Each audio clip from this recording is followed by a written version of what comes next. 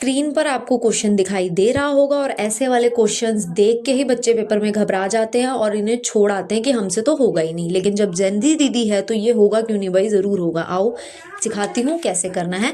अब आपको देखो sine 30 degree, tan 45 degree minus cosec 60 degree divide में sec 30 degree plus cos 60 degree plus cot 45 degree दे रखे हैं।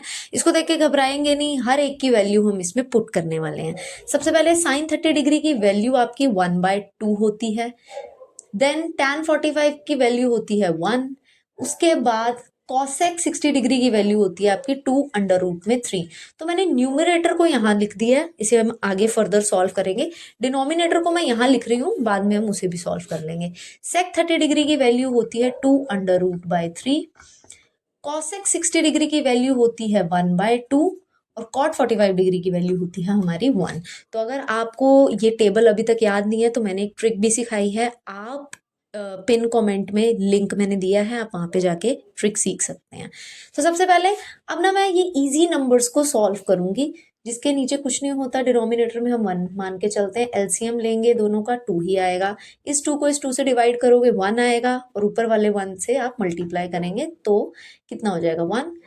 अब इस 1 को इस 2 से डिवाइड करोगे तो 2 ही आएगा और ऊपर मल्टीप्लाई 1 से करोगे तो आ जाएगा 2। ठीक है जी, इतनी हमने सॉल्विंग कर ली है। अब आ जाओ डिनोमिनेटर की तरफ। अब यहाँ पर ये नंबर इसी के जैसा है तो इसकी सॉल्विंग भी बिल्कुल यही सेम आएगी, तो मैं बिल्कुल वैसी ही लिख देती हूँ।